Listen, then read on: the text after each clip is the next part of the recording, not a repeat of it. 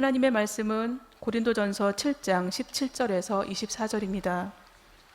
오직 주께서 각 사람에게 나눠주신 대로 하나님이 각 사람을 부르신 그대로 행하라. 내가 모든 교회에서 이와 같이 명하노라. 할례자로서 부르심을 받은 자가 있느냐? 무할례자가 되지 말며 무할례자로 부르심을 받은 자가 있느냐? 할례를 받지 말라. 할례 받는 것도 아무것도 아니요 할례 받지 아니하는 것도 아무것도 아니로되 오직 하나님의 계명을 지킬 따름이니라. 각 사람은 부르심을 받은 그 부르심 그대로 지내라. 내가 종으로 있을 때에 부르심을 받았느냐? 염려하지 말라. 그러나 내가 자유롭게 될 수 있거든 그것을 이용하라. 주 안에서 부르심을 받은 자는 종이라도 주께 속한 자유인이요 또 그와 같이 자유인으로 있을 때에 부르심을 받은 자는 그리스도의 종이니라. 너희는 값으로 사신 것이니 사람들의 종이 되지 말라. 형제들아, 너희는 각각 부르심을 받은 그대로 하나님과 함께 거하라. 아멘. 사도행전 7장부터는 고린도 교회 교인들의 질문에 대한 사도 바울의 답변이라고 했습니다. 지난 시간에 살펴보았던 1절부터 16절까지는 결혼 여부에 대한 원칙, 또 독신자가 된 배우자와 사별한 독신자의 재혼 문제, 기혼자의 이혼 문제 등에 관한 고린도 교인들의 질문에 대해서 바울이 답변한 내용이었습니다. 오늘 우리가 보고자 하는 이 단락은 그리스도인의 사회적인 신분 혹은 처지에 대해서 그리스도인들이 어떤 자세로 살고 또 임해야 할 것인가 하는 사도 바울의 답변을 전해주고 있습니다. 지난 시간에 우리가 살펴보았던 그 결혼 문제에 대한 사도 바울의 답변은 2000년 전 고린도 교회라고 하는 특수한 상황 속에 처해 있는 사람들의 질문이고 그 상황 속에 있는 사람들에 대한 바울의 답변이었습니다. 그래서 바울은 답을 하면서도 이것은 주님의 명령이다. 이것은 나의 개인적인 답변이다. 구별을 해서 답을 전했습니다. 그러나 오늘 보고자 하는 이 주제는 오늘 우리에게도 그대로 통용이 될 수 있는 삶의 전반적인 질문에 대한 답변이라고 하겠습니다. 17절이 이렇게 시작됩니다. 오직 주께서 각 사람에게 나누어 주신 대로, 하나님께서 우리 각 사람에게 나누어 주신 것이 있다는 것입니다.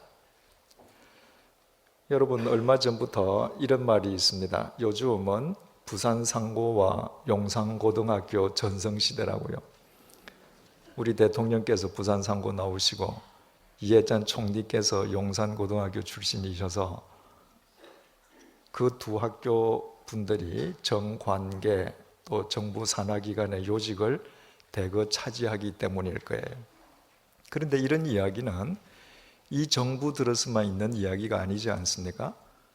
김대중 정부 때는 목포, 광주를 중심으로 한 사람들이 득세했고 김영삼 정부 때는 경남고등학교를 중심으로 한 인맥들, 그 이전에 박정희, 전두환, 노태우 대통령 때는 그분들의 연고지인 대구 경북고등학교를 중심으로 한 인물들이 요직에 다 앉아 있었습니다. 바로 이와 같은 현상이 우리에게 주는 메시지가 뭐겠습니까? 사람은 무엇을 주든 공평하지 않다는 거예요. 이것이 정말 상대방에게 절실하게 꼭 맞는 것인가? 내게 나누어 줄 것이 있을 때 이것을 저 사람에게 주었을 때 저 사람이 잘 쓸 것인가 안 따진단 말이죠. 누구한테 주는 것이 나한테 유리한가? 전부 개인적인 이유 때문에 나누어 줍니다. 그래서 항상 문제가 많아요. 또 나눠주고 나면 비판들이 많습니다. 그러나 하나님께서는 우리와 상대적인 관계를 맺지 않으시는 분이시지 않습니까? 하나님은 절대적인 관계를 맺으세요. 뿐만 아니라 하나님께서는 내가 나를 아는 것보다 나 자신을 더 잘 아신다고 했습니다. 그렇다면 하나님께서 우리에게 주시는 것은 절대적으로 필요한 것들일 수밖에 없지 않습니까? 사람이 주는 것과는 결코 같을 수가 없겠죠. 그 하나님께서 주셨다고 하는 것이 도대체 무엇을 의미하는가? 17절입니다. 오직 주께서 각 사람에게 나누어 주신 대로 하나님이 각 사람을 부르신 그대로 행하라. 하나님께서 각 사람에게 나눠 주신 것은 바꾸어 표현하면 하나님께서 부르신 거, 그걸 의미한다는 거예요. 그래서 부르신 그대로 행하라. 여기에서 행하라라고 하는 페리파테오 하는 헬라 말은 걸어가라 이 말이에요. 하나님께서 너에게 나눠주신 그대로, 하나님 아버지께서 너를 부르신 그대로 걸어가라는 거예요. 그리고 하는 말이 내가 모든 교회에서 이와 같이 명하노라. 이것은 단순히 고린도 교회라는 특수한 상황 속에 있는 그 교회에 대한 답변일 뿐만 아니라 모든 교회, 모든 그리스도인들에게 해당되는 명령이라는 거예요. 그럼 도대체 이게 무슨 말인가? 좀 더 구체적으로 살펴봐야 되겠죠? 18절 말씀입니다. 할례자로서 부르심을 받은 자가 있느냐? 무할례자가 되지 말며 무할례자로 부르심을 받은 자가 있느냐? 할례를 받지 말라.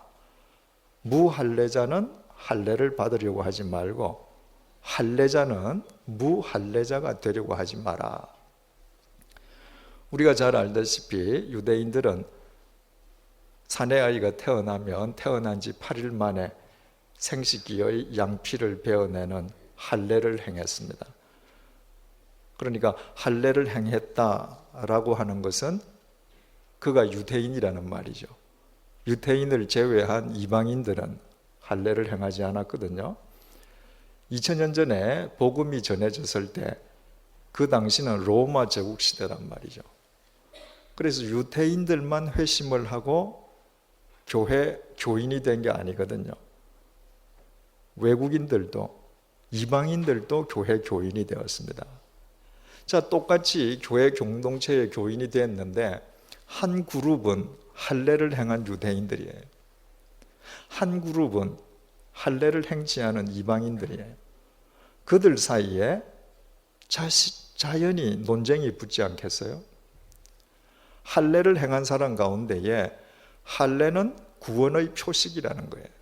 구원의 조건이라는 겁니다. 그래서 할례를 받지 않는다면 절대로 구원 얻을 수 없다고 주장을 합니다. 그래서 할례를 받지 않은 이방인들 가운데에 예수 그리스도의 복음을 믿고 구원을 얻었다고 생각을 했다가도 할례를 받지 않으면 구원을 못 받는다고 하니까 굳이 할례를 받겠다는 자원자들이 있었단 말이죠. 또 이방인들, 할례 받지 않은 이방인들은 은혜로 구원을 받는데 할례라는 건 필요가 없다는 거예요. 할례 그 자체는 아무 의미가 없다는 것입니다. 그랬더니 할례를 행한 유대인들 가운데에 할례자이면서도 무할례자가 되려는 사람이 있었습니다. 할례를 지우려고 하는 사람이 있었어요. 요즘 말로 하면 성형수술을 해서 할례 안 받은 것처럼 하려고 하는 사람들이 있었던 것입니다. 지금 바울은 그들을 이야기하는 겁니다. 18, 19절 할례 받는 것도 아무것도 아니요 할례 받지 아니하는 것도 아무것도 아니로되 오직 하나님의 계명을 지킬 따름이니라. 이 할례 문제가 초대교회에서 고린도 교회뿐만 아니라 초대교회에서 얼마나 뜨거운 감자였는지 사도행전 15장을 보면 초대교회 지도자들이 예루살렘에 모여서 사상 최초의 공의회를 개최합니다. 그때 그 공의회의 주제가 할례 문제예요. 할례가 구원의 조건이냐 아니냐, 그리스도인은 받아야 되는 할례를 받아야 되느냐 말아야 하느냐, 그 정도로 뜨거운 감자였습니다. 그런데 바울은 말하기를 할례를 받는 거 안 받는 거 그건 하나님 앞에서 아무것도 아니라는 거예요. 중요한 것은 하나님의 계명을 따라 사는 것이라는 겁니다. 그렇다면 바울의 이 말 자체가 서로 상충된다는 사실을 우리는 알게 돼요. 왜 유대인들이 그토록 할례에 집착을 했습니까? 단순히 그들의 관습이거나 그들이 이것이 옳다고 생각했기 때문이 아니었습니다. 할례 역시 하나님의 명령을 따르려고 했던 거거든요. 창세기 17장 10절에서 하나님께서 아브라함에게 이렇게 명령하셨습니다. 너희 중 남자는 다 할례를 받으라. 이것이 나와 너희와 너희 후손 사이에 지킬 내 언약이니라. 하나님께서 아브라함에게 할례를 행하라고 명령하셨습니다. 너희 후손도 다 이 명령을 지켜야 된다는 거예요. 그러니까 할례를 주장하는 자들도 하나님의 명령 때문에 주장하는데, 바울은 할례가 아무것도 아니다, 이 말은 바꾸어 말하면 하나님 말씀 따라 할례 행하는 거 아무것도 아니다, 이 말이잖아요. 그러면서 또 한편으로는 하나님의 계명을 지키는 것이 더 중요하다, 한편으로는 계명을 무시하는 듯한 발언을 하면서 한편으로는 계명을 지키는 것이 중요하다는 거예요. 바울이 하고자 한 이 말의 의미를 정확하게 알기 위해서는 하나님께서 왜 할례를 행하라고 하셨는지 그 할례의 본질적인 의미를 아는 것이 더 중요하죠. 여러분, 하나님 아버지께서 아브라함에게 할례를 행하라고 명하셨기 때문에 아브라함이 할례를 행함으로 그가 의로운 하나님의 백성이 되었습니까? 그렇지 않아요. 창세기 15장 6절에 하나님께서 할례를 행하라고 명령하시기 이전에 이미 아브라함이 여호와 하나님을 믿음으로 하나님께서 그의 믿음을 의롭게 여기셨다고 되어 있습니다. 아브라함은 하나님을 믿음으로 하나님의 은혜로 이미 의롭다함을 받았던 사람이에요. 하나님의 은혜로 하나님의 의로운 백성이 되었다는 증표가 할례였습니다. 할례가 구원의 조건이 아니에요. 그래서 이 고린도전서를 썼던 사도 바울이 로마서 4장 11절에서 할례를 이렇게 설명을 했습니다. 그는 아브라함이에요. 아브라함이 할례의 표를 받은 것은 무할례 시에, 할례를 안 받았을 시에 그 말이죠. 무할례 시에 믿음으로 된 의를 인친 것이니 이는 무할례자로서 믿는 모든 자의 조상이 되어 그들도 의로 여기심을 얻게 하려 하심이라.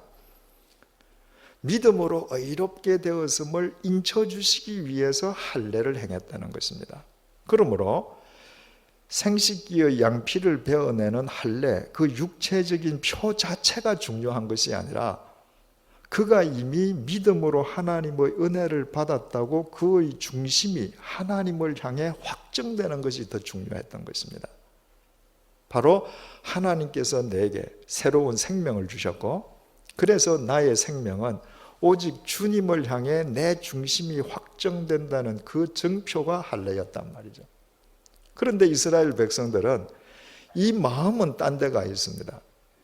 그리고 단순히 자기의 육체의 한 부분을 칼을 대고 할례를 행했다는 것만으로 구원받은 것처럼 착각을 했습니다. 그래서 이미 모세 시대에 하나님 아버지께서는 신명기 30장 6절을 통해서 이렇게 말씀하셨어요. 내 하나님 여호와께서 내 마음과 내 자손의 마음에 할례를 베푸사. 이미 신명기에서 하나님께서는 육체의 할례라는 말씀을 하시지 않고 너와 네 자손의 마음의 할례를 행하사 내게 마음을 다하여 뜻을 다하며 내 하나님 여호와를 사랑하게 하사 내게 생명을 얻게 하신 것이다. 그래서 육체의 할례보다는 그 마음이 주님을 향하는 마음의 할례가 더 중요함을 이미 신명기에서부터 하나님께서는 일깨워 주셨습니다. 바울은 지금 그 이야기하는 거예요. 할례를 받지 않았느냐? 할례를 받지 않은 그 상태에서 하나님의 말씀을 지키는 것이 더 중요하다는 거예요. 네가 할례를 받았느냐? 할례를 받은 상태에서 하나님의 말씀대로 사는 것이 더 중요하다는 것입니다. 네가 부르심을 받았을 때 그 상태에서 하나님과 동행하는 것이 더 중요하다는 거예요. 여러분, 할례자가 요즘 말로 이야기하면 뭐죠? 국내인. 무할례자는 어떤 사람들이에요? 외국인이에요. 그러면 요즘 사는 우리에게 이 말씀을 적용시키면 어떤 말이 돼요? 네 국적이 뭐냐? 네가 한국 사람이냐? 무할례자가 할례자 흉내를 내지 말듯이, 할례자가 무할례자를 모방하려고 하지 말듯이, 너 한국 그리스도인이냐? 미국 사람 흉내 내지 말고, 유럽 사람 흉내 내지 말고, 너 한국 사람, 너 그 상태로 하나님을 섬기라는 거예요. 왜? 나를 한국 사람으로 태어나게 하신 것이 하나님 뜻이거든요. 내가 이민 가서 국적이 바뀔 수 있습니다. 미국 시민권 가질 수 있습니다. 그러나 하나님께서는 나를 한국인으로 만드셨잖아요. 네가 한국인의 정체성을 갖고 주님의 뜻을 따라 사는 것, 그것이 내가 미국 시민권 가지고 있느냐, 영주권 가졌느냐, 무슨 스위스 영주권 가졌느냐, 그보다 하나님 말씀대로 사느냐 안 사느냐, 그것이 더 중요하다. 20절 말씀요. 각 사람은 부르심을 받은 그 부르심 그대로 지내라. 부르심을 받은 그대로, 두 번째 그대로 지내라 라고 이야기하는데, 첫 번째 부르심을 받은, 그거는 부르다는 동사의 수동태 형태죠.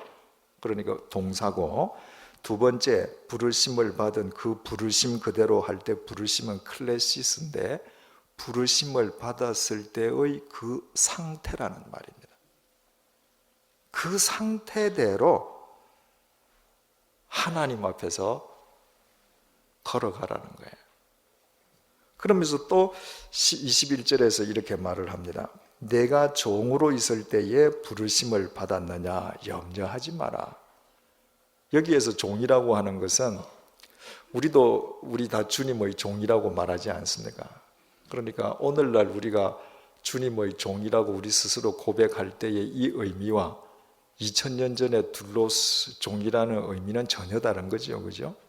2000년 전에는 철저한 계급 사회로 노예가 있던 시절이잖아요. 그 노예를 가리키는 겁니다. 그 노예는 내 생명이 내 생명 아니죠.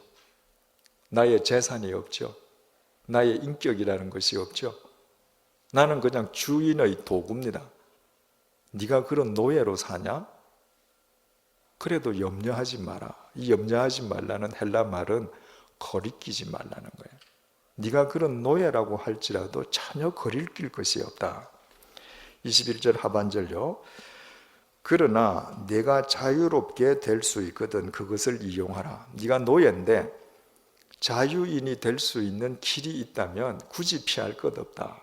그 길로 가라 그 말이죠. 그런데 그러나 하는데 일자가 있죠.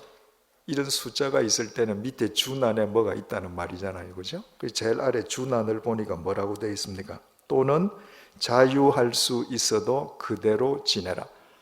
바로 이 21절 하반절은 문법적으로 자유할 수 있는 길이 있거든 그 길을 택하라라고도 번역할 수 있고, 자유할 수 있는 길이 있어도 그대로 지내라고도 번역할 수 있어요. 그러니까 실제로 사도 바울이 어떤 의미로 이 말을 기록했는지는 우리는 정확하게 알 수가 없습니다. 중요한 것은 21절의 무게는 뒤에 있는 것이 아니라 앞에 있는 것이라는 거예요. 네가 노예라고 할지라도 거리끼지를 말라. 거리끼지 않을 수 있는 근거, 이유가 도대체 무엇인가? 22절요. 주 안에서 부르심을 받은 자는 종이라도 주께 속한 자유인이기 때문이라는 거예요. 내가 이 세상에서 나의 신분이 종이고 노예일 수 있습니다. 그러나 내가 눈을 들어서 하나님을 봅니다. 하나님과 나와의 수직적인 관계 속에서 보면 하나님은 우리를 자유하게 하시는 분이세요. 무슨 자유를 주시는가? 첫째, 죄와 사망으로부터 자유를 주시는 분이시죠. 바울이 로마서 8장 1절 2절에서 이렇게 증거했습니다. 그러므로 이제 그리스도 예수 안에 있는 자에게는 결코 정죄함이 없나니 이는 그리스도 예수 안에 있는 생명의 성령의 법이 죄와 사망의 법에서 너를 해방하였음이니라. 하나님께서 보내신 성자 하나님께서 십자가에서 우리의 제물이 되어서 돌아가셨지 않습니까? 따라서 죄의 삭은 사망이므로 우리는 모두 죽어야 하는데 그 죄로부터 자유함을 얻었습니다. 그걸로 끝났으면 사망으로부터는 우리가 자유함을 못 얻는데 그 예수님께서 죽음을 깨뜨리시고 부활하심으로 우리에게 영원한 생명의 길이 주어졌단 말이죠. 내가 하나님을 보고 그리스도 안에서 하나님과의 수직적인 관계를 맺으면 죄와 사망으로부터 우리는 자유하는 자유인이 돼요. 두 번째로는 나를 둘러싸고 있는 모든 제약으로부터 자유할 수 있습니다. 내가 가난할 수 있어요. 신체적으로 병약할 수 있습니다. 내가 절망할 수밖에 없는 상황 속에 지금 버려진 듯 살고 있을 수도 있습니다. 그런데 나를 구원하신 하나님과 수직적인 관계에서 한번 생각을 해보세요. 하나님께서 나에게 불필요한 것을 주시는 분이 아니시거든요. 하나님께서는 나는 이해하지 못하지만 모든 것을 합력해서 선을 이루시는 분이세요. 하나님께서 지금 이것을 주신 것은 장차 내게 나타날 영광이 지금의 고난과 좋게 비교할 수 없음을 내가 알 수 있게 되는 것입니다. 그러므로 나를 둘러싸고 있는 모든 제약으로부터 자유함을 얻습니다. 마지막으로 내가 하나님과 수직적인 관계를 맺으면 궁극적으로 나로부터 자유해져요. 모든 인간은 무엇인가 집착하면서 살아요. 그 유명하신 법정 스님은 버리고 떠나기로 유명하시잖아요. 그 세상에 있는 거 다 버리시고 강원도 지금 산속에서 사십니다. 근데 그분이 쓰신 책을 보면 그분이 오래전에 그 산 오두막 속에서 난을 키우셨단 말이죠. 그리고 난을 방에다 두시고 볼일을 보시기 위해서 산을 한참 내려오시다가 생각을 하니까 창문을 안 열어놓고 왔어요. 그리고 당신께서 며칠 동안 도시에 나가서 일 보시고 가면 난이 문제가 생길 것 같단 말이죠. 그래서 허겁지겁 숨을 헐떡거리면서 다시 산으로 올라갑니다. 그리고 창문을 여는 순간에 그분이 깨닫잖아요. 아, 내가 난이라는 데 집착해서 이 감옥 속에 갇혀 있구나. 여러분, 대문 열고 나가면 그 산에 온 산천초목인데 그 화분에 있는 그거 하나에 집착하고 있는 거예요. 내가 무엇에 집착하고 있다는 것은 바꾸어 말하면 거기에 내 마음이 끌려가는 거예요. 끌려가 있는 겁니다. 욕망으로 바탕하는 내 마음이 거기에 쏠려 있는 거예요.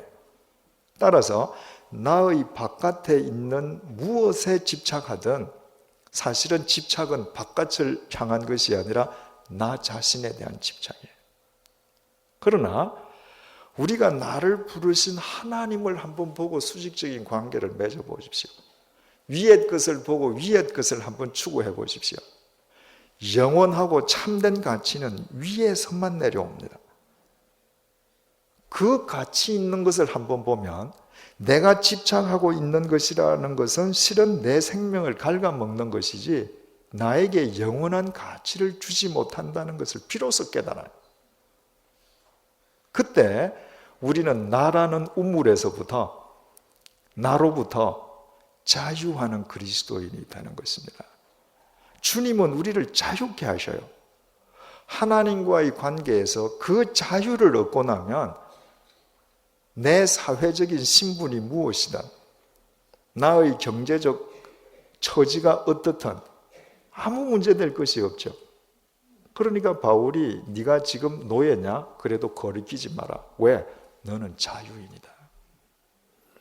네가 자유인이라는 걸 알면 어디서든지 자유하게 살 수 있지만 네가 자유인이 아니면 자유를 준다 할지라도 너는 너 감옥에서 헤어나지 못한다. 지금 바울은 그 말을 하는 것이죠. 22절 주 안에서 부르심을 받은 자는 종이라도 주께 속한 자유인이요 또 그와 같이 자유인으로 있을 때에 부르심을 받은 자는 그리스도의 종이니라. 노예와 반대되는 개념. 나는 자유하는 사람이에요. 내가 사람을 노예를 부리는 입장이에요. 네가 자유한 처지에 있을 때 하나님의 부르심을 받았느냐? 그것은 너 마음대로 살라심이 아니라 그리스도의 종으로 살게 하시기 위함이라는 것입니다. 우리가 십자가의 삶을 산다는 것은 하나님과 수직적인 관계를 맺고 사람들과 수평적인 관계를 맺는 거 아닙니까? 하나님과 수직적인 관계를 맺고 내가 옆에 있는 사람들과 수평적인 관계를 한번 보십시오. 내가 다른 사람보다 지위가 좀 높을 수 있어요. 나는 자유하는 사람일 수 있어요. 그러면 하나님께서 요구하시는 게 뭐죠? 그래, 그걸로 너 마음대로 살아라. 그게 아니라 너 곁에 있는 사람들을 그리스도의 종으로 섬겨라. 사도 바울이 이것을 갈라디아서에서 아주 잘 정리를 해서 말을 했습니다. 갈라디아서 5장 13절입니다. 형제들아, 너희가 자유를 위하여 부르심을 입었으나 그러나 그 자유로 육체의 기회를 삼지 말고 오직 사랑으로 서로 종노릇하라. 자유인만 사랑으로 종노릇할 수 있습니다. 누구의 억압에 의해서 강압에 의해서 하는 것은 절대로 사랑의 행위가 아니죠. 사랑은 예수 그리스도에게 뿌리를 둔 철저하게 자발적인 행위입니다. 그러므로 자유인만 그리스도의 종으로 사랑의 종노릇을 할 수 있는 것입니다. 네가 누구의 종이냐? 자유인인 것을 잊지 마라. 네가 자유인이냐? 그리스도의 종인 것을 잊지 말라. 23절 너희는 값으로 사신 것이니 고린도전서 6장 20절에서 이미 살폈죠. 그죠? 너희는 값으로 사신 것이다. 그때 말씀드린 바와 같이 여러분들께서 지금 지니고 계신 것 가운데에 여러분들이 가장 소중하게 여기시는 것들이 무엇입니까? 사랑하는 사람으로부터 받은 의미로운 선물도 소중하겠지만 결국 소중한 것은 내가 비싼 돈을 내고 산 게 더 소중합니다. 싸구려일수록 소중하지 않죠. 하나님께서는 당신의 생명을 주고 우리를 사셨지 않습니까? 하나님께 얼마나 귀한 존재들입니까? 그래서 사람들의 종이 되지 말라. 하나님께서 당신의 생명을 주고 사신 귀한 존재들이므로 너희들은 사람의 종이 되지 말라. 언뜻 우리가 오해하기가 쉽습니다. 2000년 전에 이 편지를 받은 그리스도인들이 사람의 종이 되지 말라 그러네. 그러면 나는 지금 노예인데 도망가야 되겠다. 21세기를 사는 오늘날 나는 회사 직원인데 사람의 종이 되지 마라. 내 회사에 가면 전부 다 상사들 뿐인데 그러면 그 회사 사표 내어야 되겠다. 그 의미가 아니죠. 내가 회사 직원이다. 내가 내 상사를 모시는 사람이다. 그리스도인으로 여전히 나는 내 상사를 모시죠. 왜? 그 사람의 종이 아니라 그리스도의 종이기 때문에 그 사람을 모시는 거예요. 내가 그 사람의 종으로 그 사람을 모신다는 것과 그리스도의 종이기 때문에 소명으로 모신다는 것은 전혀 다른 얘기가 되는 거죠. 제가 한 10년 전에 재벌 그룹에 동남아 총괄 사장이신 분을 동남아 어느 국가에서 만났습니다. 동남아에 있는 여러 나라의 그 그룹의 지휘회사들을 거느리시는 총책임자셨는데 그 요즘 말로 하면 그야말로 유능한 CEO지요. 얼마나 많은 사람들이 부러워하겠어요. 그분하고 저녁을 먹고 나서 그분이 제게 이런 얘기했습니다. 목사님, 전 노예입니다.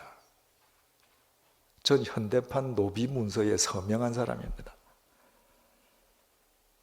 이름이 좋아서 총괄 사장이죠. 저한테는 자유가 없습니다. 내일이라도 인사 발령장 한 장 나와서 가하면 끝입니다. 그래서 우리 회사에 있는 정말 똑똑한 엘리트들한테는 차라리 너희들 나가서 네 장사해라고 얘기합니다. 그분은 어떤 분이세요? 불쌍하게도 그 재벌 회사 총수의 종이 되어 있는 분입니다.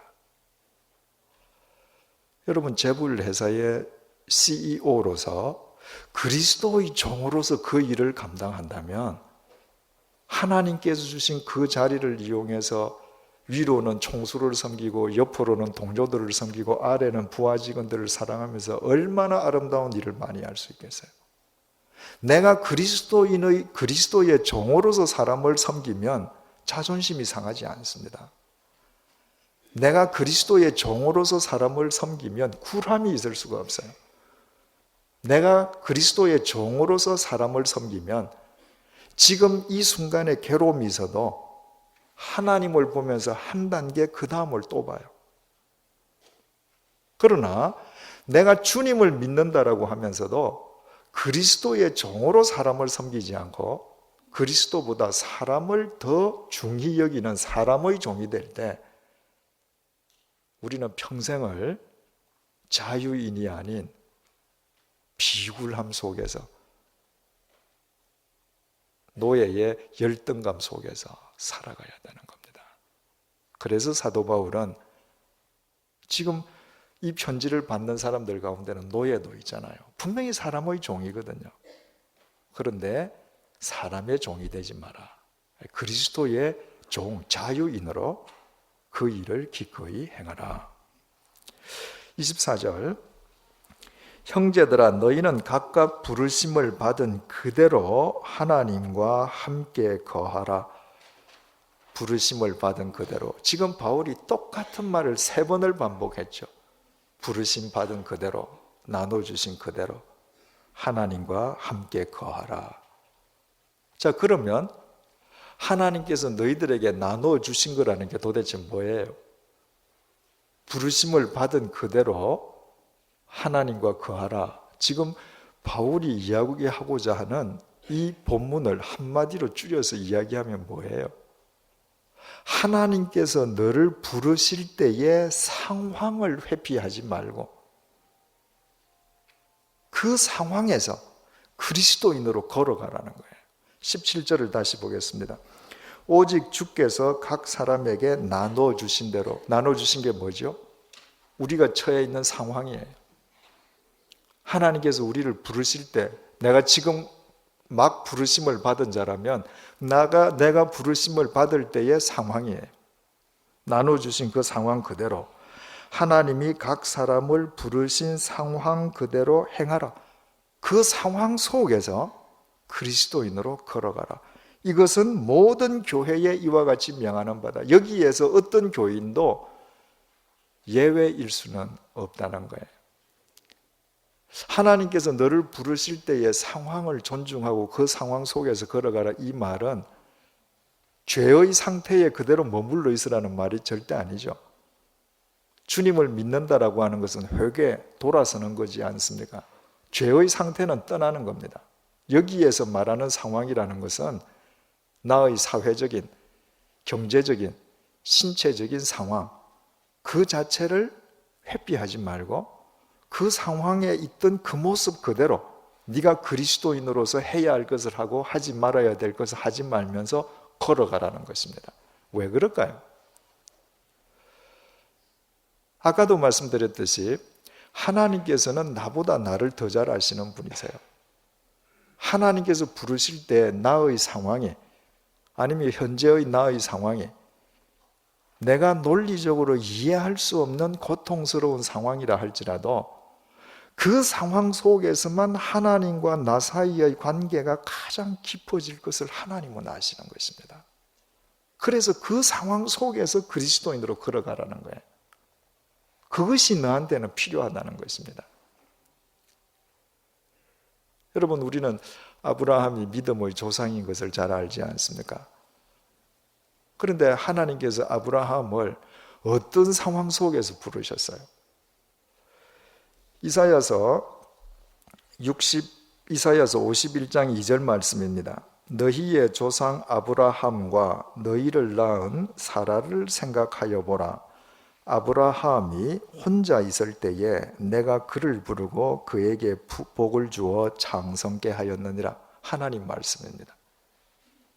얘들아, 내가 아브라함 언제 불렀는지 아니? 아브라함이 혼자 있을 때 그 상황 속에서 내가 불러서 이렇게 말씀하셨습니다. 개역 성경은 이 혼자라는 말을 더 강하게 혈혈단신으로 있을 때 이렇게 번역을 했습니다. 그 당시 아브라함이 혈혈단신 독신자였습니까? 아니었죠. 아내 사라가 있었습니다. 그런데 왜 혼자라고 그러죠? 그 당시의 재산은 자식 수란 말이죠. 자식이 많아야 성공한 사람입니다. 그런데 75세가 되기까지 사라는 자식을 갖지 못했습니다. 75세가 되기까지 그 당시의 사회적인 통념과 개념으로는 아브라함은 실패한 사람입니다. 비록 곁에는 내 처가 있지만 아브라함은 남 모르는 고독감과 외로움 속에서 살았습니다. 그 고독 속에 하나님의 말씀이 임했을 때 아브라함은 그 말씀을 쫓아서 본토 친척 아비집을 버리고 갈 수 있었습니다. 만약에 아브라함의 상황이 세속적인 관점에서 행복한 상황이었다면 하나님의 말씀이 100번 들려도 안 따라갔을 것입니다. 아브라함에게 필요한 상황을 하나님께서 주신 겁니다. 그리고 아브라함으로 하여금 그 상황 속에서 걸어가게 하시는 거예요. 그리고 그 상황 속에서 아브라함을 아브라함으로 하나님께서 새롭게 빚어가시는 것입니다. 여러분, 우리 요셉을 잘 알지 않습니까? 그 요셉이 그 부잣집 야곱의 아들인데 그 아버지 집에서 잘 먹고 채색 옷 입고 아버지의 가장 큰 사랑을 받을 때 우리는 그가 참 만사형통한 삶을 살았다 이렇게 이야기할 것 같은데 창세기는 한 번도 그가 아버지 밑에서 호의호식할 때 만사형통했다고 말하지 않습니다. 요셉이 하나님께서 함께 해주심으로 만사형통했다라고 하는 시점이 언제인가? 창세기 39장 1절에서 2절입니다. 요셉이 이끌려 애굽에 내려가매 바로의 신하 친위대장 애굽 사람 보디발이 그를 그리로 데려간 이스마엘 사람의 손에서 요셉을 사니라. 여호와께서 요셉과 함께 하심으로 그가 형통한 자가 되어 그의 주인 애굽 사람의 집에 있으니 형들의 질투심으로 팔려서 애굽의 노예로 팔려가서 종살이하기 시작하면서부터 그 사람이 하나님 앞에서 만사형통하게 되었답니다. 우리가 흔히 만사형통은 내가 원하는 대로 되는 것인 것처럼 잘못 오해하지만 만사형통의 본래 의미가 이사야 52장 13절에 형통이라는 단어 밑에 준안에 정확하게 쓰여 있는데 그 뜻은 지혜롭게 행한다는 것입니다. 지혜가 누구로부터 옵니까? 하나님부터 오잖아요. 요셉이 아버지 집에서 아버지 백을 믿고 형들보다 제일 좋은 옷 입고 자기는 일도 하지 않고 가서 형들이 일하는 거 하지 않는가 정탐하고 아버지 제 일 안 해요. 고자질이나 하고 아버지 백으로 믿고 살 때는 하나님의 말씀이 필요 없었습니다. 요셉은. 왜? 자기 곁에 아버지라는 하나님이 있거든요. 하나님 믿을 필요가 없었습니다. 그 아들을 하나님께서 불러서 이 역당에 말도 통하지 않는 전혀 다른 상황 속에 몰아넣으시고 그 부잣집 아들로 하여금 밑바닥 종살이부터 시작하게 했습니다. 그때부터 그가 만사형통한 사람이 되었습니다. 왜? 하나님 말씀이 비로소 들리는 거예요. 하나님 말씀대로 비로소 지혜롭게 행하기 시작하는 것입니다. 그 상황 속에서 요셉이 하나님을 믿는 자로 걸어가지 하려 하지 않고 그 상황을 피해서 도망가려고 했더라면 요셉 인생은 끝나버렸겠죠. 출애굽의 위협은 모세가 이루지 않았습니까? 그런데 가나안 땅을 정복하는 모세의 후계자는 누가 되었습니까? 모세의 아들들이 되지 않았습니다. 여호수아가 되었습니다.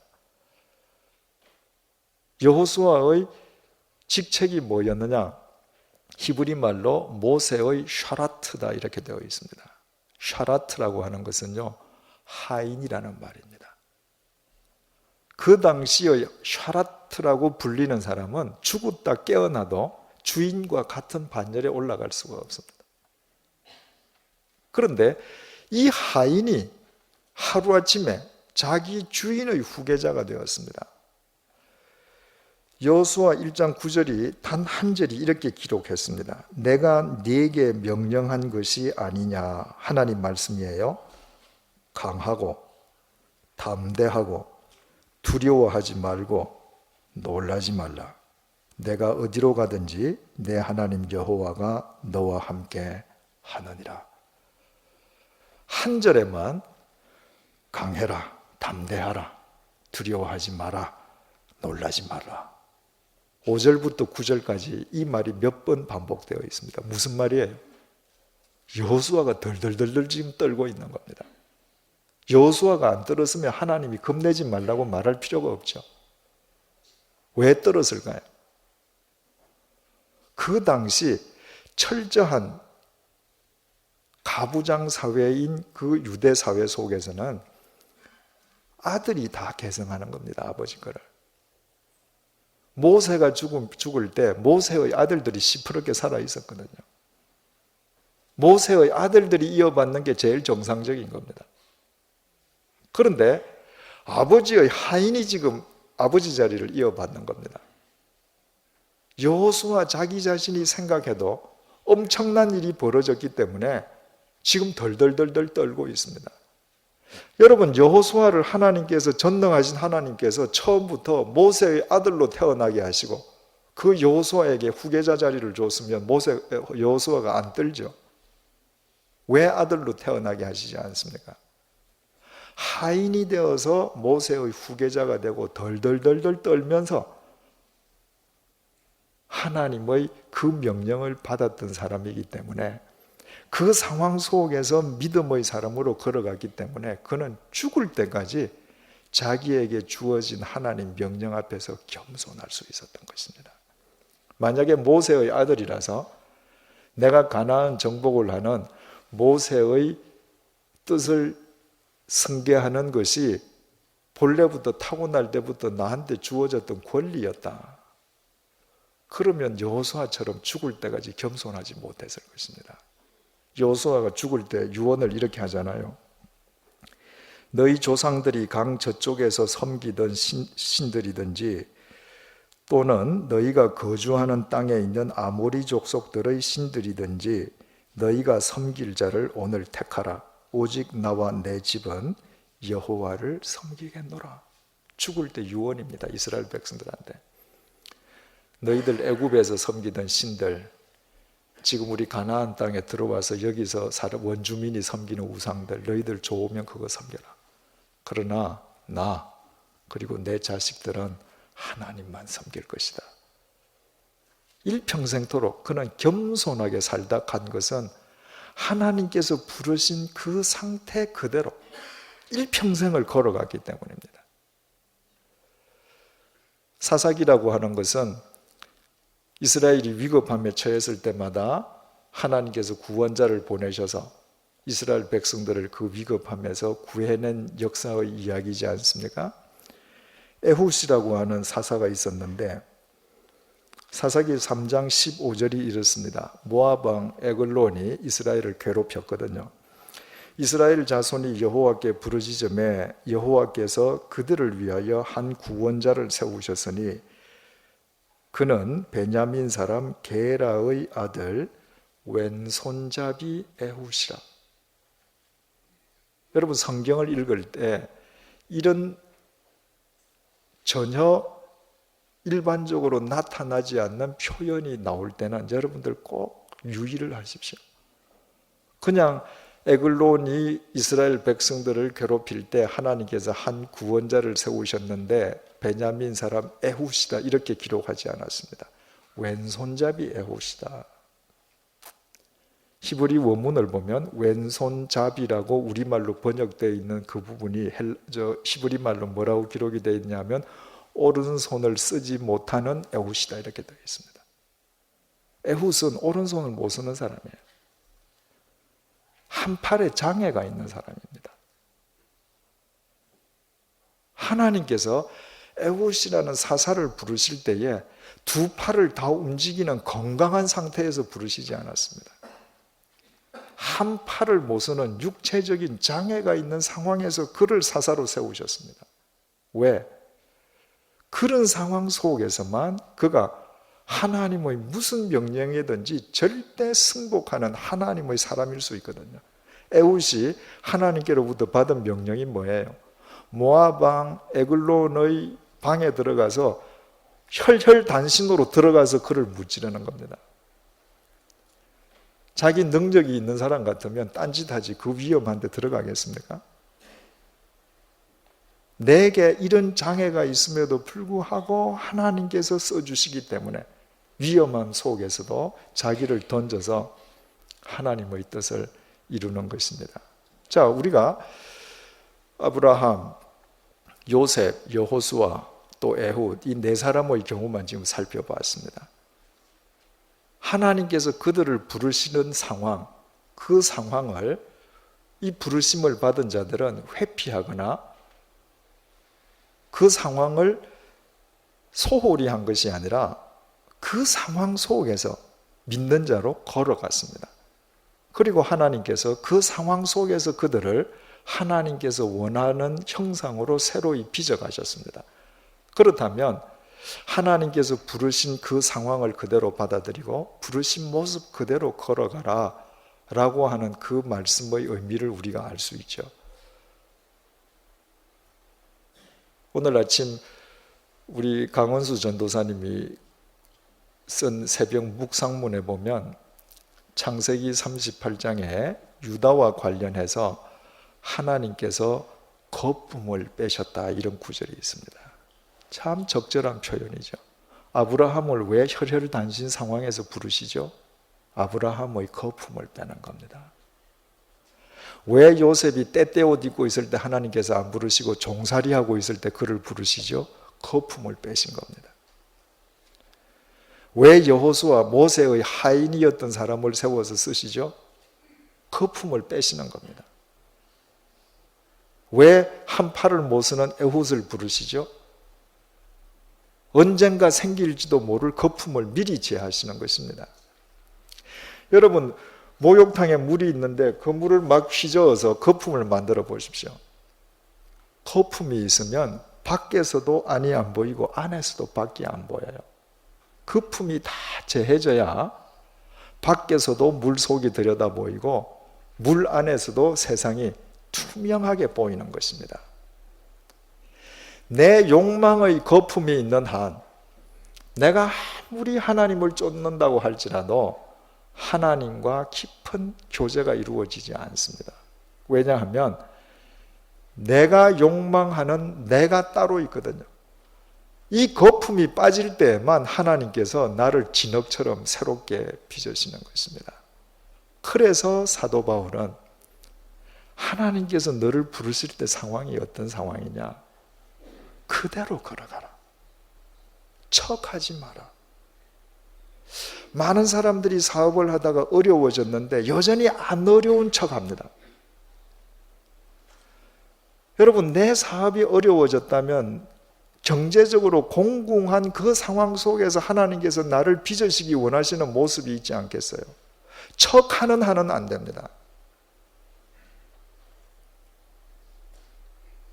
하나님께서 아브라함에게 창세기 17장 1절을 통해서 이렇게 말씀하십니다. 하나님이 99세 때에 여호와께서 아브라함에게 나타나서 그에게 이르시되 나는 전능한 하나님이라 너는 내 앞에 행하여 완전하라. 여기에서 아주 중요한 네 단어를 따진다면 아브라함 99세 이렇게 되어 있습니다. 75살에 하나님 음성을 들었잖아요. 혈혈단신일 때 내 소망은 진짜 저분밖에 없구나. 저분을 쫓았습니다. 그로부터 24년을 그 상황에서 걸어갔는데 24년이 지났는데 여전히 자식이 없습니다. 그 99세 때 하나님께서 하시는 말씀이에요. 아브라함아, 나는 전능한 하나님이다. 내가 능력이 없어서 24년 동안 너 그 상황에 걸어가라는 거 절대 아니다. 난 전능한 하나님이다. 계속 걸어가라. 어디를? 내 앞을 걸어가라. 내 앞을 걸어가면 하나님은 우리 뒤에서 백그라운드 되시는 거죠. 내가 뒤에서 따라간다. 그래서 너는 온전해진다. 어떻게? 그 상황을 네가 통과해야 내가 너를 비로소 빚어낼 수 있다는 거예요. 그 상황을 통과하면서 비로소 아브라함은 믿음의 조상이 되지 않았습니까? 여러분, 지금 여러분들 어떤 상황 속에 계십니까? 그 상황을 회피하려고 하지 마십시오. 위장하지 마십시오. 하나님께서는 절대로 장난치시는 분이 아니십니다. 하나님께서는 우리 각자를 사랑하셔서 사랑하시기 때문에 우리에게 맞는 그 상황을 주셨습니다. 그 상황에서 그 모습 그대로 내가 그리스도인으로 걸어가면 됩니다. 그때 하나님께서 우리를 빚어내시는 것입니다. 기도하시겠습니다. 하나님 아버지, 믿음은 하나님께서 우리에게 주신 상황에 대한 순종임을 우리는 종종 잊고 살아갑니다. 그 상황을 회피하고 위장하며 우리는 살아갑니다. 주님, 그래서 그 상황 속에서 우리를 새롭게 빚으시기 원하시는 하나님의 뜻을 우리의 삶 속에 받아들이지 못하는 어리석음을 범하고 있습니다. 주님, 오늘 사도 바울은 이 짧은 본문을 통해서 우리에게 3번씩이나 되풀이해서 부르신 그대로 하나님께서 나눠주신 상황 그대로 걸어가라고 명령합니다. 주님, 어떤 상황이든 그 상황 속에서 그리스도인으로 걸어가게 도와주옵소서. 그 상황 속에서 해야 될 것을 반드시 행하게 도우시고 끊어야 될 것을 기필코 버리는 용기를 허락하여 주옵소서. 그 상황 속에서 빚으시기 원하시는 대로 우리를 온전히 하나님께서 빚어주셔서 우리는 불완전하지만 전능하신 하나님 안에서 온전한 진리의 삶을 사는 기쁨을 모두 누리게 도와주옵소서. 예수님 이름으로 기도드립니다. 아멘.